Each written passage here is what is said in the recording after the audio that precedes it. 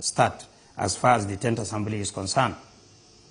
So your constituency is one of the most hit in the height of insurgency. I mean, Goza, for instance, as one of the largest towns in Borno State, was at the time totally under control of Boko Haram. How are you contributing to the post-insurgency recovery?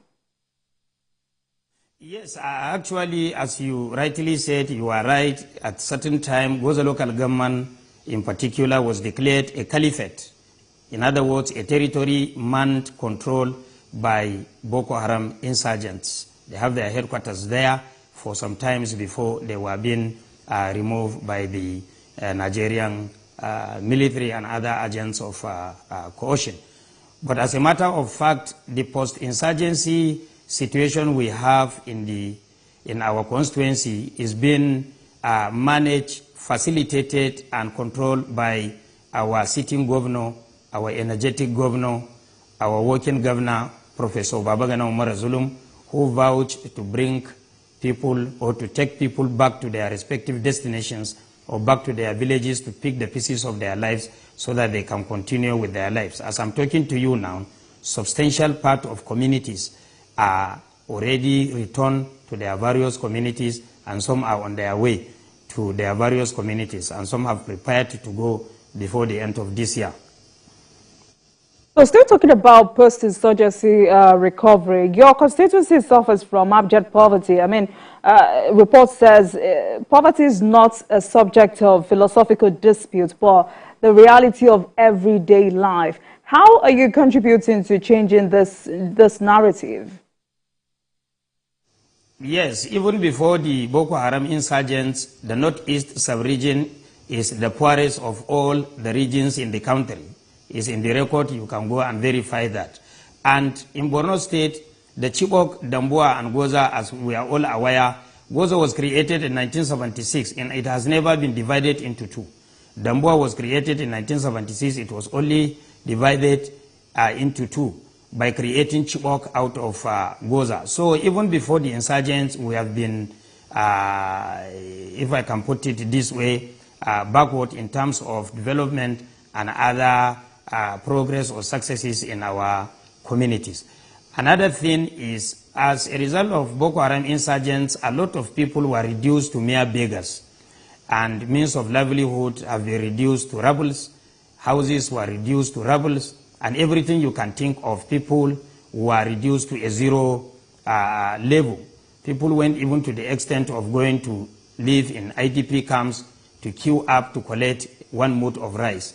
Somebody that is in control of 100 bags of maize, guinea corns, millet, wheat, to mention but a few. But now is reduced to a beggar in an IDP camp waiting for donor agencies or UN agencies or INGOs to feed him.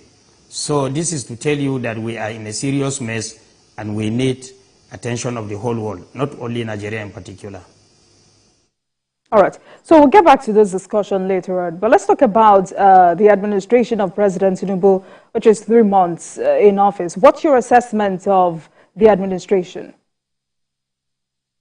Yes, as far as I'm concerned, to my understanding, there are areas where I am okay and happy with the way and manner things were done, and there are areas where I have some reservations. This is natural.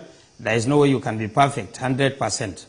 As a matter of fact, the way and manner the President presented his cabinet to the National Assembly for confirmation is timely in the sense that complying with the provisions of the law that compelled the sitting President to submit the members of the cabinet in less than 60 days, which he did, which we are happy with that. And if you look at the combination and the political, regional and ethnic balances that exist in the list of the members of the Federal Executive Council, I think we are good to go. And from all indication, the government is very serious. And from all indication, it's not going to be business as usual. Borrowing from the words of Professor,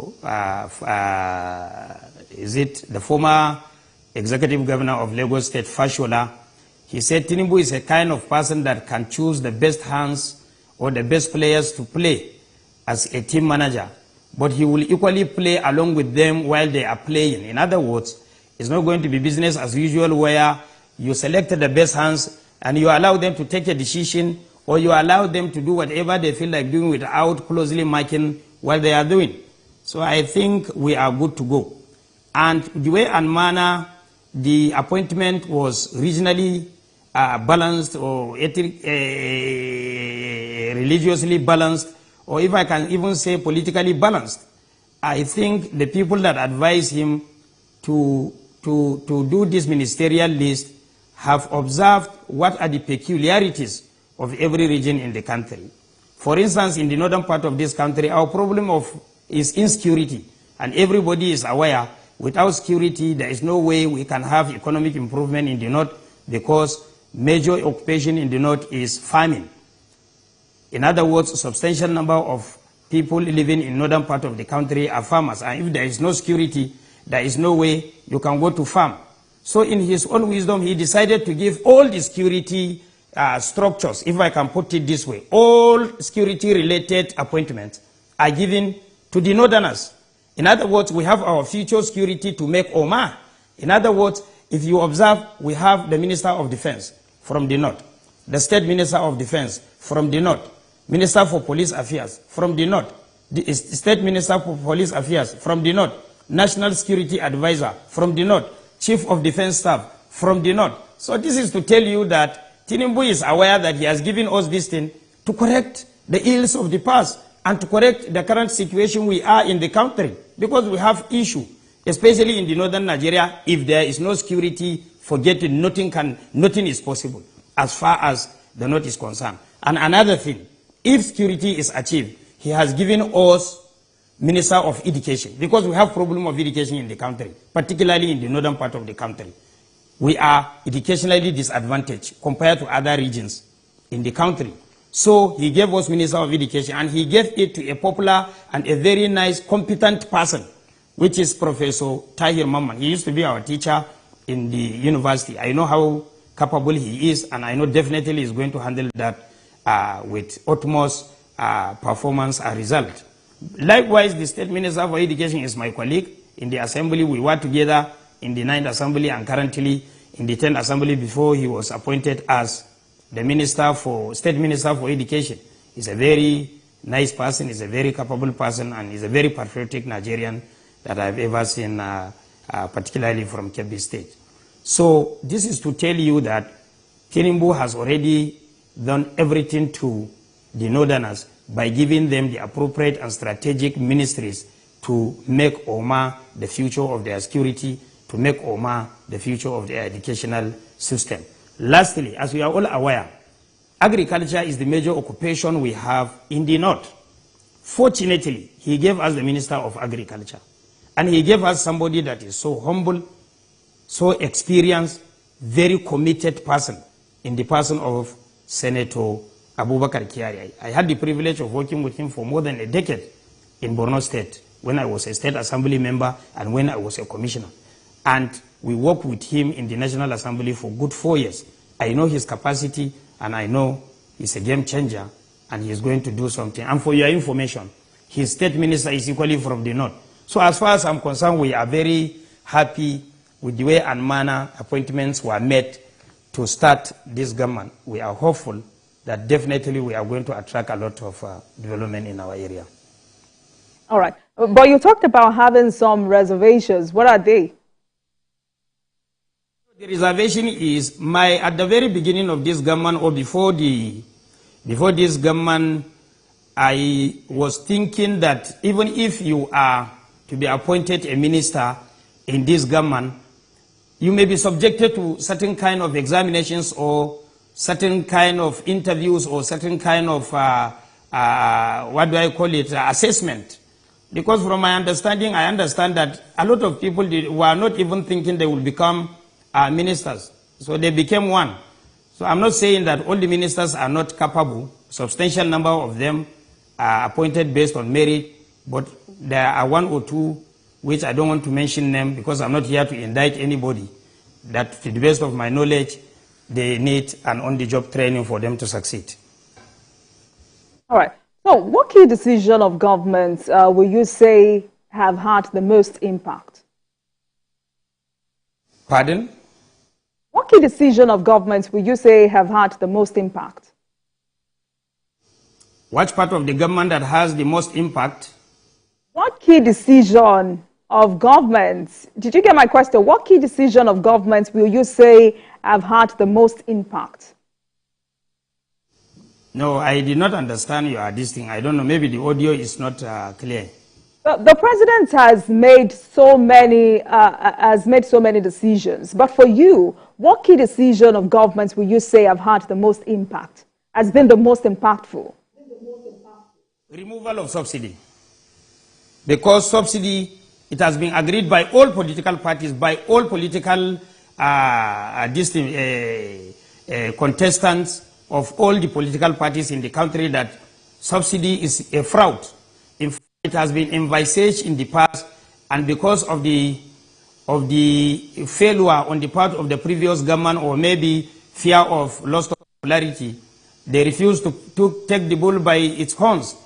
In governance, sometimes you have to take or make a very painful decision in the interest of the country, which I highly commend Mr. President for taking that particular decision by removing subsidy, because you and I know, and everybody knows, that subsidy is a fraud. And if I don't will allow it to continue, we can reach a stage where this country will be indebted to the extent that its normal or perfect structures will be taken over by our debtors in the future. So I think it's the best decision taken by this administration to remove subsidy, because subsidy is a fraud. All right. So let's talk about the economy, which is very critical to the success of any administration. And as we all know, President Tinubu is very keen on improving the well-being of Nigerians. How will you describe the way the administration is handling it? From the selection of the cabinet members, you will be able to know that this government wants to work tirelessly on how to improve the economy. The appointment of the Minister of Finance, for instance, can as well tell you that this government is serious, because Wale Edun is a popular name. It's an institution in the financial sector. He's a financial engineer by training. I know his capacity, and I know he can go to any length to make sure that there is improvement in the economy of this country. All right. So, I mean, you're from one of the most hit in the height of insurgency. What's your assessment of the way the president has handled insecurity? Yes, to the best of my knowledge, as I told you earlier, Asiwaju Bola Ahmed Tinubu is not the kind of president that can just sit down in a villa waiting for the security chiefs to come and brief him, or waiting for the Minister of Defense or IGP or National Security Advisor or Chief of Defense Staff to come and brief him. No, I know he will be doing some follow-up. You should understand he's a politician. He has people in the whole 36 states of the Federation, in the whole 774 local governments in Nigeria. So I know he will be playing the game along with the security chiefs. He will not just sit down and be looking at taxpayers' money going on security without any result or impact. Let me give you an example. I've been a member of National Assembly and at the same time member of Standing Committee on Army for the past 4 years in the 9th Assembly. In 2020, it may interest you to know that we budgeted 420 billion for Nigerian Army alone. Nigerian Army alone, I repeat. And out of this 420 billion naira, only 16 billion naira was earmarked for capital expenditure. The remaining 404 million naira were for recurrent expenditure, and you know what I mean by a recurrent expenditure. In 2021, we budgeted 460 billion for Nigerian Army alone, out of which only 39 billion was for capital expenditure, but the remaining were for recurrent expenditure. In 2022, we budgeted 571 billion naira, out of which less than 50 billion was for capital expenditure, the remaining were for recurrent expenditure. So what I'm trying to say in a nutshell, is that if monies like this can be expanded on security alone, and army in particular, there is no way you can end the insecurity if you are not closely marking or supervising the expenditure process on one hand, and at the same time to make sure that these security men were given target to finish this issue of insecurity. Because it's just like a medical doctor, if he puts aside professionalism and you presented a patient, as a patient relative, you said you don't have enough time to come closer to the patient and take care of the patient. But you promise the medical doctor or the hospital that you will be giving them 100,000 naira on monthly basis until when the patient recovers or otherwise. That particular hospital, if they put professionalism on aside, or they put ethics aside, they will make sure that this patient did not recover, and they will make sure that this patient did not die from now to 10 years. This is what is happening. With way and manner, Nigeria is funding security, and still there is no result. The insecurity keep on escalating. The only thing, it will leave location A today, move to location B, move to location C, and location D. At the end of the day, you will realize that there is no improvement. I understand at the beginning of 2015, more than 22 local governments in my state were under the occupation of Boko Haram. But they were later on recovered to the headquarters of this local government. But before you realize what is happening, the insecurity shifted from the northeast to the north central and to the northwest. So what I'm trying to say in a nutshell, as we are patching one side, the other side is losing. So what I'm trying to say is, Tinubu is not going to allow them to be doing this thing, I believe. I know he's going to be monitoring them.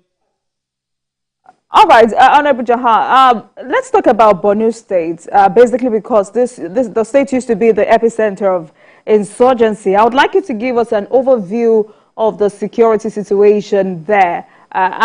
Basically also because, I remember you said you were ready to give up your life for peace in the Northeast. How is the situation of things there now?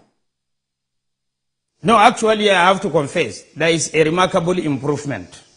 In other words, at the very beginning, when I was shouting in plenary about insecurity, there were a series of explosions, there were a series of attacks of villages, there were a series of attacks of marketplaces and worship centers. But now it has reduced drastically. As I'm talking to you, when I was shouting, they succeeded in only recovering the local government headquarters. For instance, let me give you an example. In Goza, I have 13 political wards. You can only have access to 4 political wards.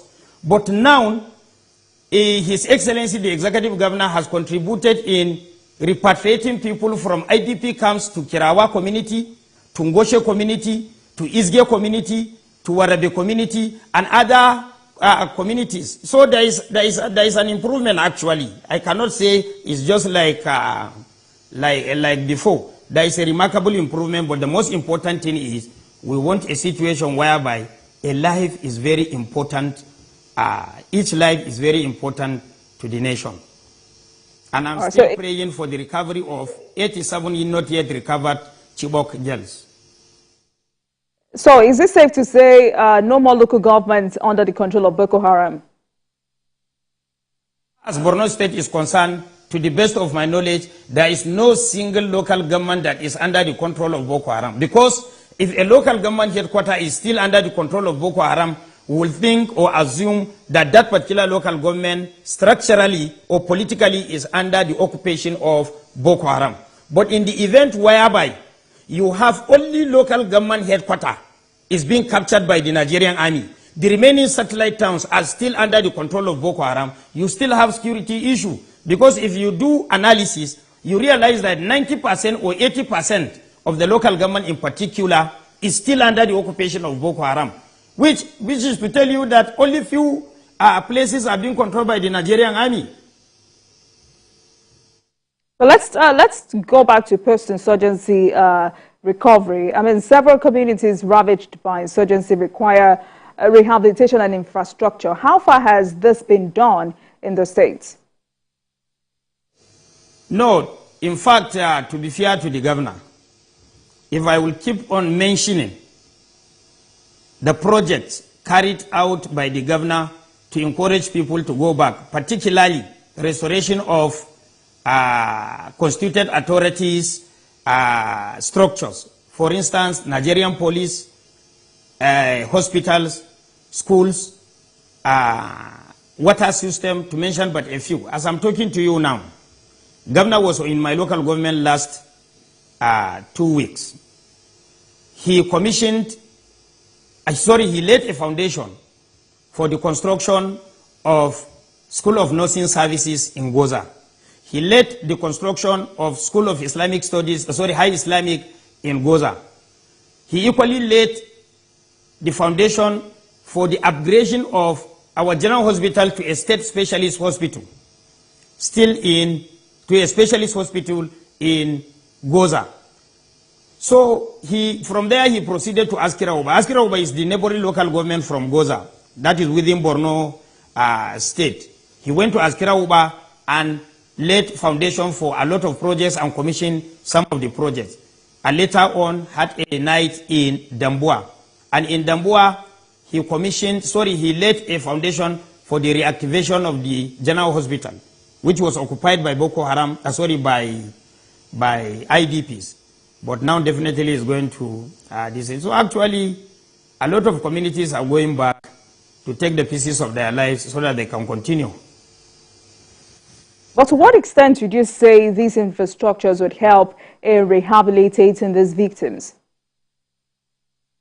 Pardon? To what extent would you say these infrastructures would help in rehabilitating these victims? Yes, first, it's going to give you confidence to go back home, because you are in IDP camp for more than a decade, and now police station is returned, all the constituted authority are returned. So the best thing is for you to have the confidence to go back home first. And on going back home, you are going to rebuild your house with the help of government.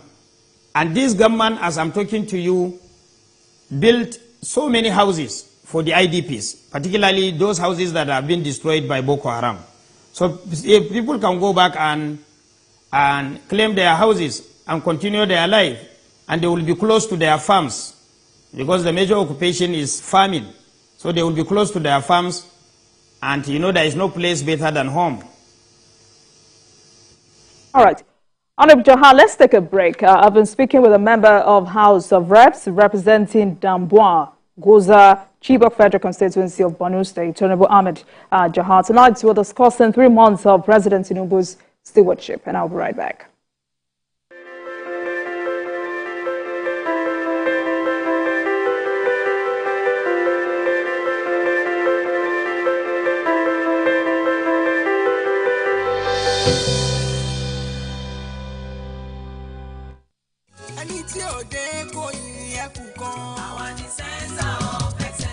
Lagos is the most visited state in Africa as the 5th largest economy on the continent. Covering the state and its government is no mean feat, it's a busy beat.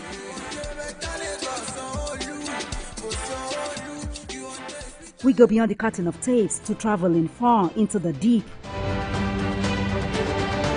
I want to thank the Lagos state government for the healthcare facility. To bring stories that cut across all spectrums. A greater Lagos shall be ours. We tell you stories that define our collective well-being as Lagosians. I'm Adedoja Salamadini. I live in Lagos, inside Lagos.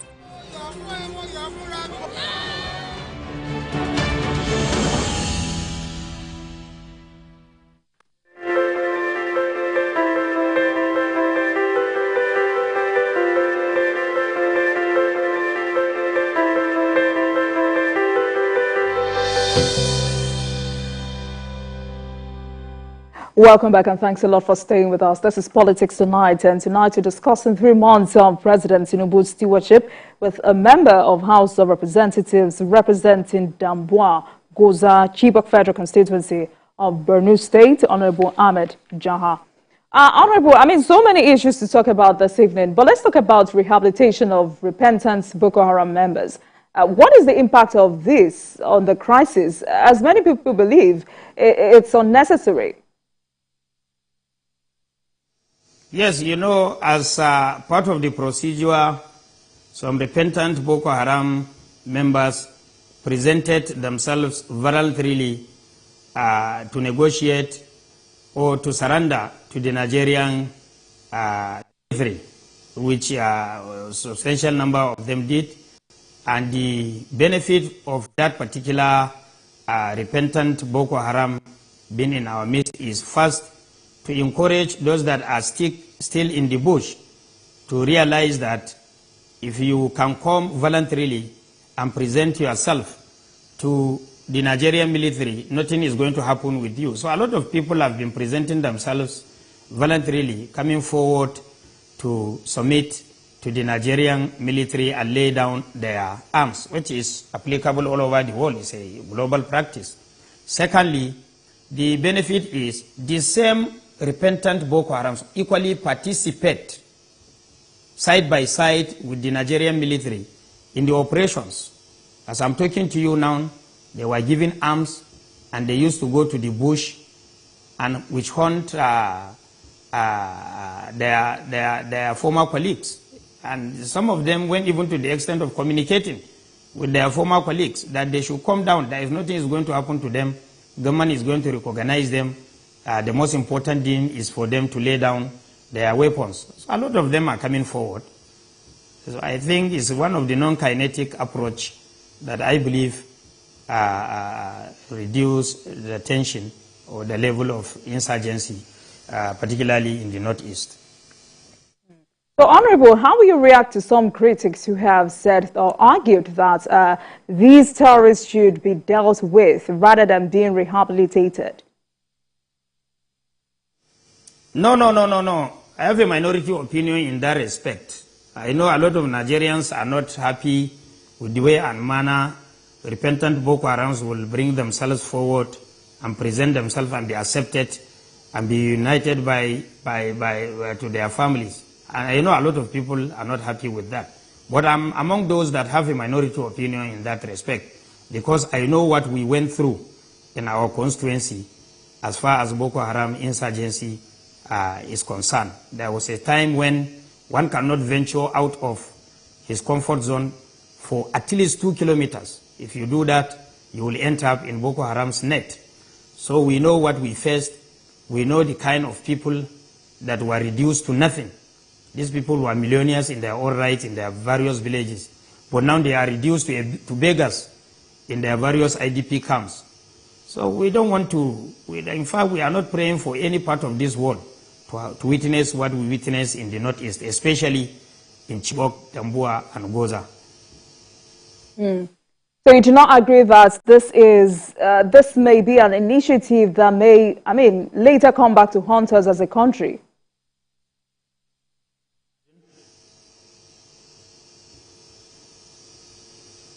I can't hear you clearly. What do you say? Honorable. I'm asking if you do not agree with those who think that this is an initiative that might later come back to haunt us as a country. No, I don't agree with them. It has been a global practice. In fact, even in Nigeria, it happened in the Niger Delta region. Did they come back and be with wanting Nigerians? No, it happens everywhere in the world where insurgents, people took arms against government. Then later on, there was a negotiation that they should come forward. It's a non-kinetic approach. It's applicable all over the world and it's allowed. In fact, it's part of the United Nations recommendation. All right. So you talked about the Chibok girls earlier, and we see that some of them are still being rescued. How hopeful are you that others, as well as Leah Sharibu, will be rescued? Yes, we are still praying because some of them came in voluntarily and present themselves that they are one of the Chibok girls that were adopted in 2014. So we are still hoping that the 87 not yet recovered Chibok girls will be recovered, inshallah. That is our prayer. And this is the wish of every parent in Chibok to have their words returned home safely. Right, so talking about politics in Borno State, the vice president is a former governor of the state. How would you describe his influence on the state? No, he is very influential. You should understand he has been there since 2007 in the helm of Afia. He was appointed commissioner for education, later on commissioner for finance, later on commissioner for education, agriculture, commissioner for health, commissioner for local government and chieftaincy affairs in just 4 years. And after that, he got elected as the executive governor of Borno State from 2011 to 2019. I served with him in the Borno State House of Assembly between 2011 to 2015. I equally served under him as Commissioner for Higher Education and at the same time a Commissioner overseeing Ministry of Sports Affairs between 2015 to 2019. Then we exited Borno State government together and came to National Assembly as Senator representing Borno Central and member representing Chibok Damboa Goza Federal Constituency, respectively. So I know how influential he is. We equally served with this current governor under him. He was a commissioner for reconstruction, rehabilitation, and resettlement. And he put him there based on merit. And the guy has succeeded in achieving what he was appointed to do by reconstructing areas ravaged by Boko Haram. And this is exactly what gave him popularity. When we were in the council, substantial number of his days were spent outside the Duguri Metropolitan Council. In other words, he has been in the village, associating with people, building, rebuilding the communities, and persuading people to be resilient. So the governor is his boy. We are equally his boys. And at the end of the day, I'm telling you, anybody in Borno, directly or indirectly, in one way or the other, Kashim Shettima is instrumental to his success. So, I mean, the relationship between many former governors and their successors have become tarnished. I want you to talk to us about what's responsible for the smooth relationship between Governor Zulum and the Vice President. To the best of my understanding, the reason why there is a very cordial relationship between Zulum and Professor Zulum and Senator Kashim Shettima is because of humility. Kashim Shettima is very humble. If you can recall, at a certain time, before he became the vice president, he used to address the governor as his boss. You know, where you have conflict is where you pretend to steer the affairs of the state together with somebody. Kashim Shettima has never done that. He left everything in the hand of the governor to decide, which the governor enjoyed that particular privilege. And he respects the governor, despite the governor is his younger brother, despite the governor was his one-time commissioner, was his one-time rector for a polytechnic. But still, he respects him. And up till now, as I'm talking to you, there is nothing like argument or disagreement between them for the past 5 years now. Impressive. So, as a stakeholder, how will you describe Governor Zulum's performance in Borno State? Fantastic. Fantastic, to the best of my knowledge. Because if you look at, in fact, to be fair to him, is the first governor, and the first governor, I repeat, that constructed flyover in Borno State. As I'm talking to you now, he is doing the second flyover, despite the challenges we have for the insecurity. Secondly, if you look at the rate at which people are going back to their communities, it's been facilitated by the governor. It's the governor that will do everything for people to go back to their various communities. As I'm talking to you now, these palliatives all over the country, you will agree with me, is the first governor that started doing the palliatives to alleviate or reduce the pressure of subsidy removal on the population. Let me give you an example. He was in my local government last 2 weeks, and he shared food to more than 18,000 households. Household, not individuals. Household, 18,000. And they were all happy. And he proceeded last week to another local government in my constituency, Damboa, and shared food to more than 13,000 households, 15,000 households. So what I'm trying to tell you in a nutshell, other governors now I can see today, Adamawa was doing his own, and Yobe was equally doing his own, because they have seen example from Governor Zulum. So to the best of my knowledge, the governor is trying. To the best of my knowledge, the governor's performance is beyond comment. So how do you think the states can use the influence of the vice president to bring more development to the state? The vice president is not for Borno State alone. You should understand this. Vice president is representing 36 states of the federation, including federal capital territory. So vice president cannot influence anything for Borno alone, because I know he's not a selfish person. We were together with him, we worked together with him for more than a decade. I know the type of person he is. He is from Maiduguri Metropolitan, but he has never discriminated that or shown concern that he is from Maiduguri, because he was a governor of Borno State. And now that he is a vice president, I don't think he can use his power to influence any project to Borno in particular. But he can do that to the northeast. He can do that to the northwest. This is a person that was born and bred in Borno. He schooled in the southwest. He did his NYSC in the southeast.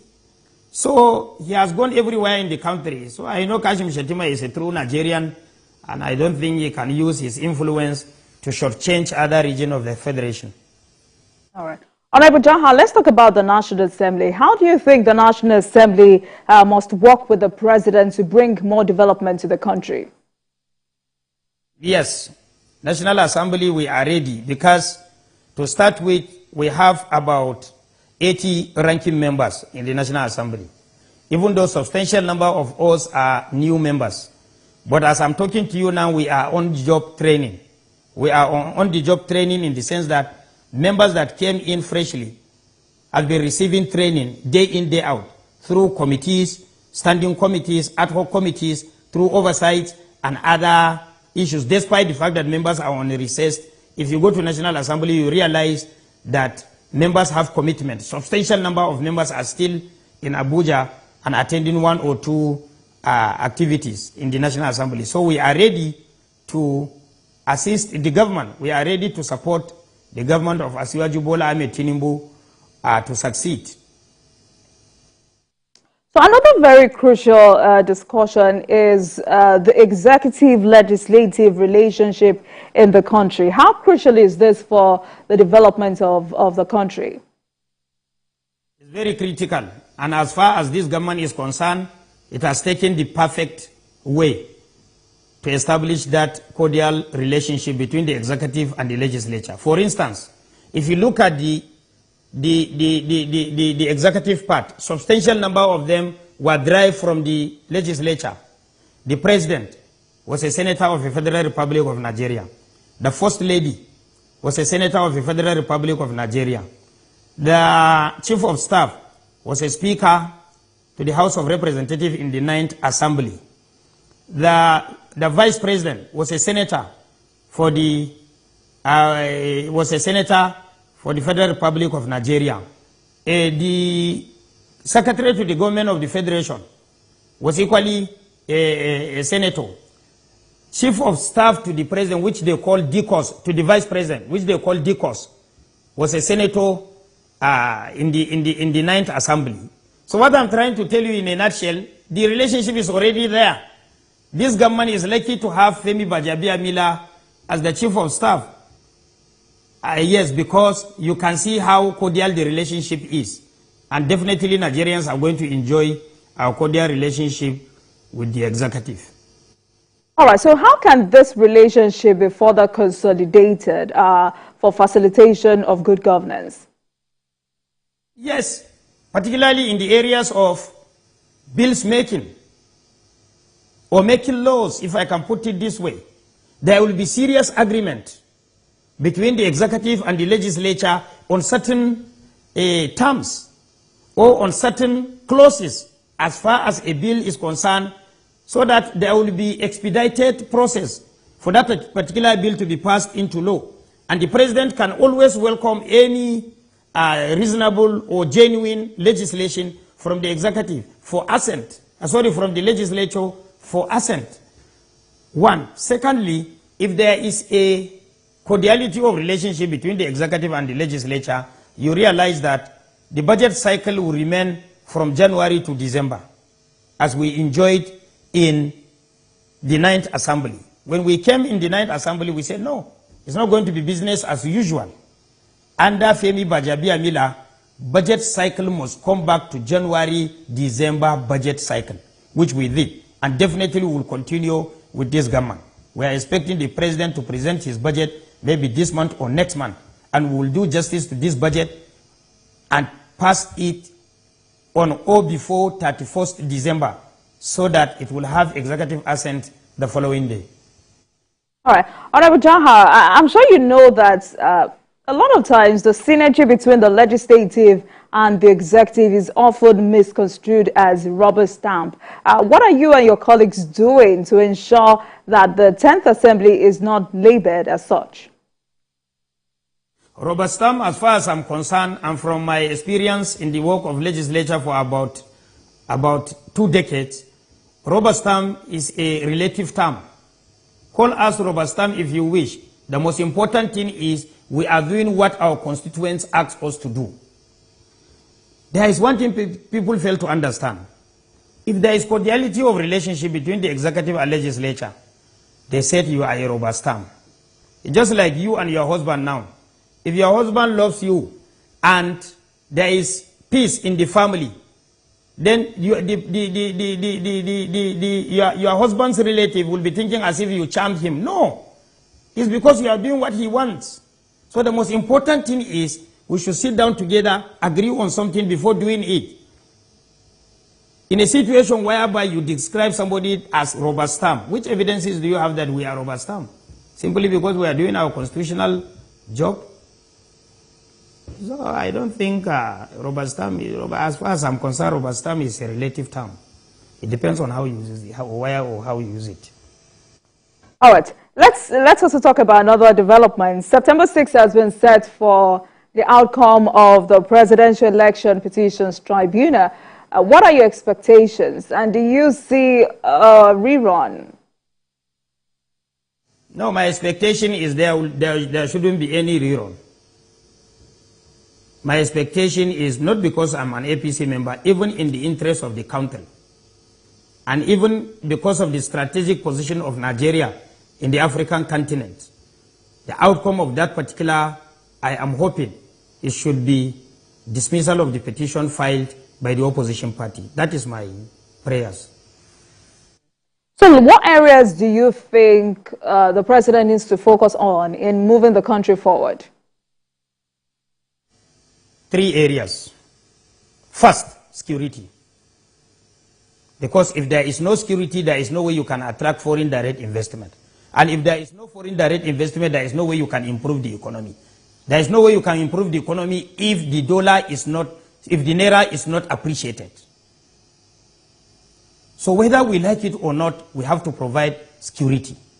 Secondly, the government should focus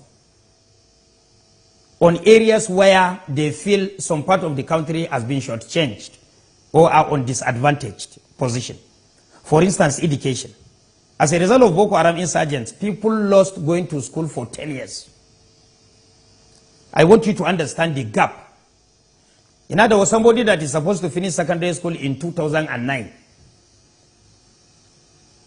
is out of school for 10 years. So he's going to graduate in 2019. Or he's going to finish his school or going to go back to school in the next 10 years. How do you feel that? So we need government attention in the area of education, security, and the economy. All right. So, Honorable Jaha, before I let you go, I would like you to drop a message for Nigerians as we begin to hope for a better future under President Bola Ahmed Tinubu. My message to Nigerians, particularly the young men,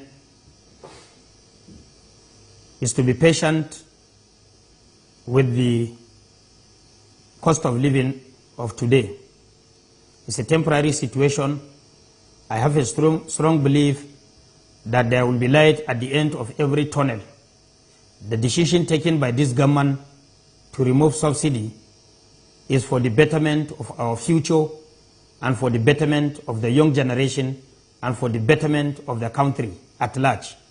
So people should understand that sometimes as government, you must cultivate the habit of taking painful decisions for future to survive.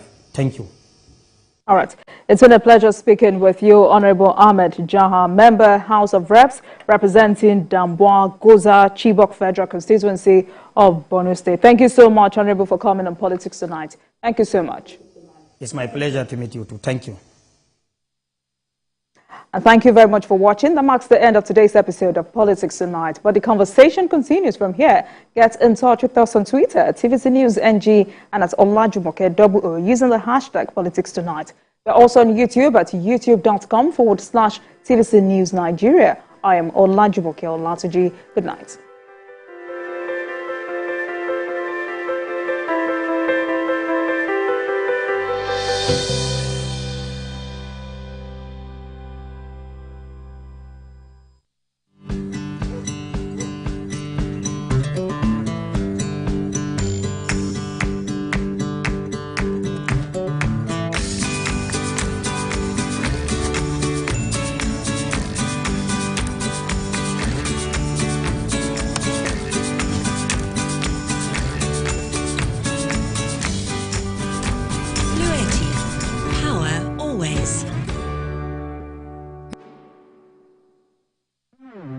OneXBet presents the new 1000% hyper bonus. Take part in. Place your accumulators with OneXBet and boost your winnings by up to 1000%. Hyper bonus, better than bonus.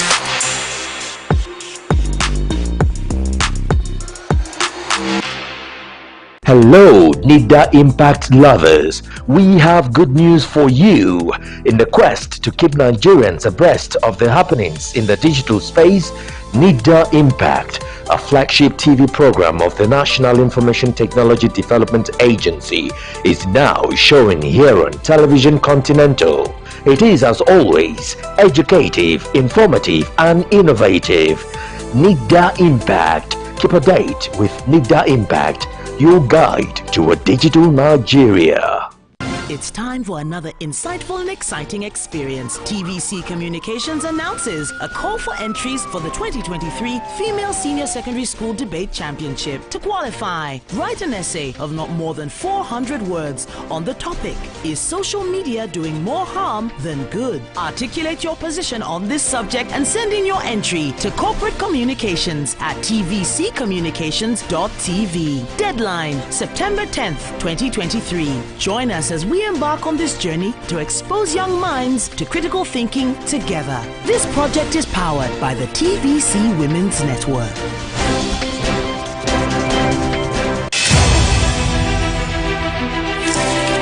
Yashantawa was born on 17th October 1814 Bisiase, present-day Ghana. The daughter of Kwaku Ampoma and Atapo, her brother Afrani Panin became the chief of Edweso, a nearby community. After a childhood without incident, she cultivated crops on the land around Boankra. She entered a polygamous marriage with a man from Kumasi, with whom she had a daughter. She was appointed by her brother, Nana Akwasi Afrani Opese, ruler of Edweso. When her brother died in 1894, Yashantawa used her right as queen mother to nominate her own grandson